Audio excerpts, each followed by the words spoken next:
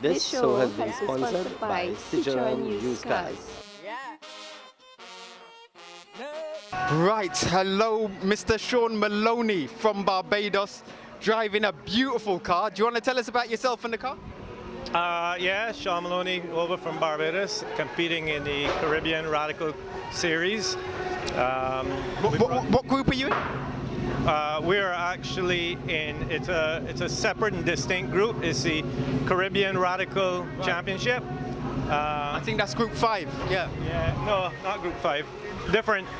It is the stickers on the front there. Can't even remember what they're calling it. But so it's only these these looking cars? Yeah, yeah. So these radicals will be racing against one another. They're are they all standard spec? all standard spec, and they should be drivers from Trinidad, Guyana, Barbados, Jamaica. As the series progresses, this is the first round of the series here in Trinidad. And so these are separate and distinct from what you would have seen in Jamaica, which are modified radicals. So these SR3s carry 1500 Hayabusa engine, which starts its life as a 13 and then bored out to 1500 cc's. The ones you would have seen that David Somerville and Kyle Gregg and them have are V8s. And or V6, can't remember now, but yeah, different. I think one's a V8, the other's a V6. But yeah, these are all of these cars are. Y'all go ahead. All of these cars would run the same weight, same tires, right, same fuel.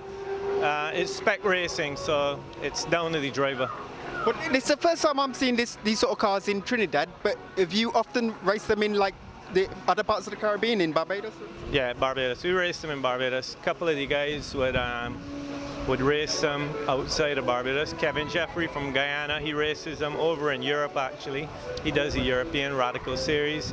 And yeah, it's a popular one-make series, which takes a lot of the other variables associated with motorsport that frustrate you out of the equation. So once the scrutineering and everything is done properly, you can rest assured that when you're on the track, that whoever gets, maybe the setup right, or whoever is driving better on that day is generally going to be the winner, and you don't have to worry about somebody with a bigger pocket than you necessarily coming out and beating you. It's all standard, all fair, basically. Correct. Who normally wins, like in Barbados or Jamaica, this series of racing?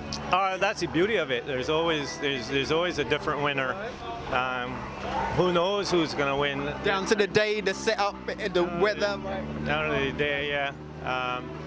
In this case, a lot to do with weather because it's pretty hot and humid now, so it's a bit more difficult to run consistent laps out there. So yeah, it's maybe who's fitter, who knows the track. The nice thing about this, I think most of us have never driven in Trinidad before. There's one or two. So this is your first time?